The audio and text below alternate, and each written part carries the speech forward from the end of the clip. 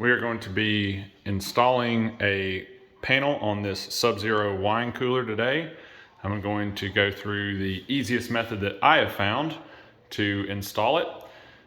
It will basically be the same method that we use to install any Sub-Zero refrigerator panel. So this method that I use can also be used to install a standard Sub-Zero refrigerator or freezer like this one.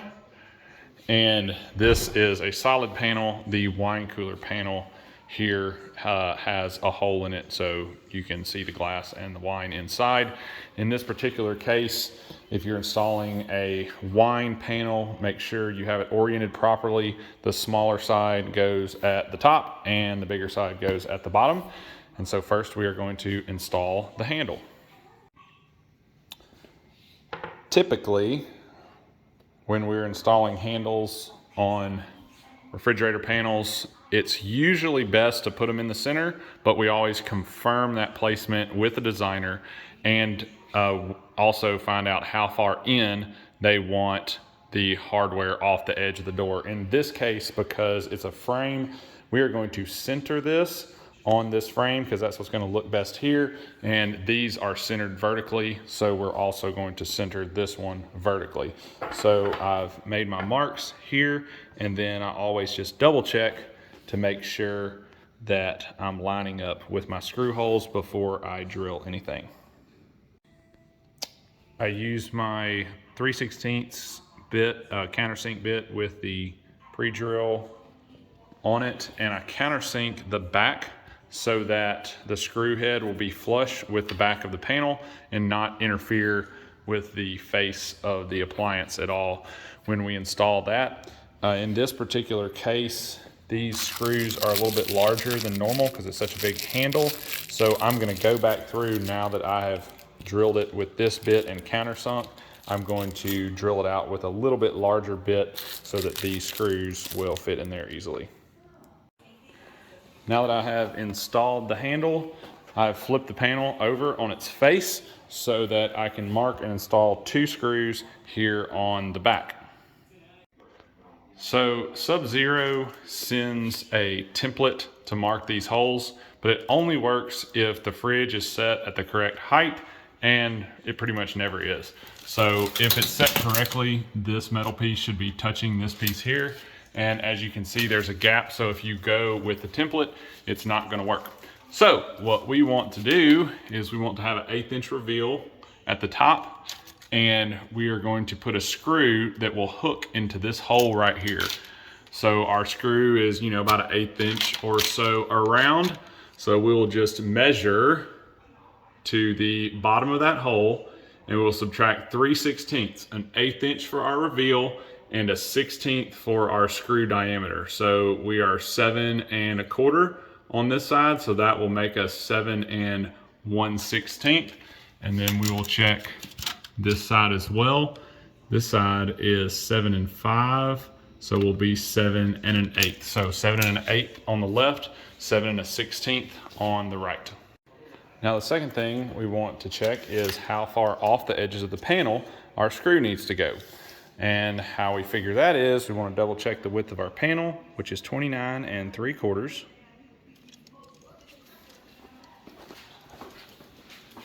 Then we will double check the width of our opening, which is just a fuzz under 30. So we do have some adjustment in this panel. We can move it left and right a little bit. So we're gonna be good with assuming an 1/8 inch reveal here on the side. You can use a little spacer block if you got one. Slap an 1/8 inch spacer block and measure off of that, or you can do the math.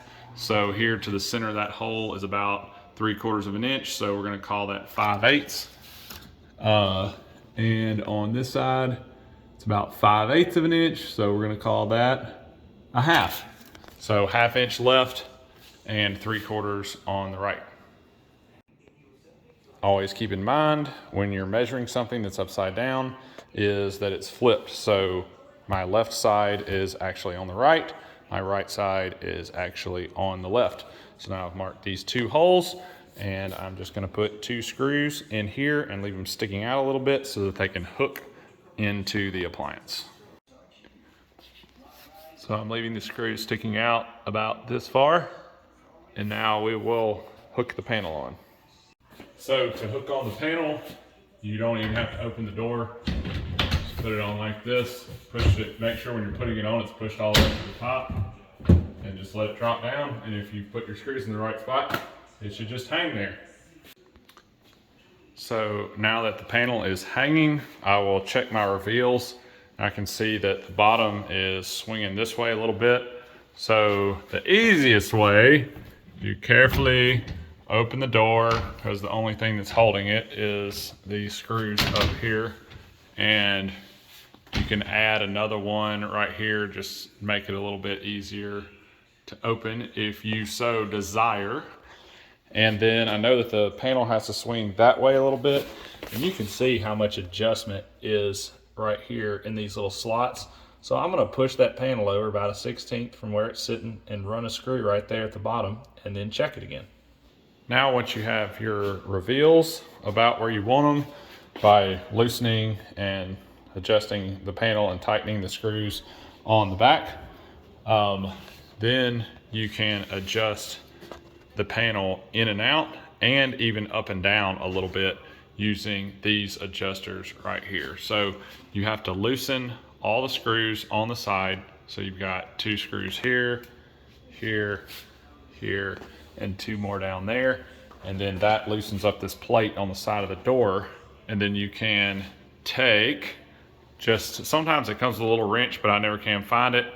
So I usually just use some pliers, and you can adjust that, and that swings the door in and out to make this panel nice and flush with your adjacent doors or filler or whatever it's sitting up against.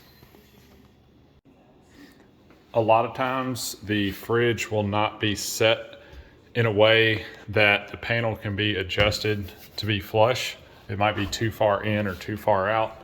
If that's the case, there is this trim piece here on the side that just pops straight out like this, and you can access the screws here. In this case, I only needed to push this top corner back about 1/8 of an inch, so I didn't have to adjust the legs for that. I was able to move it that much.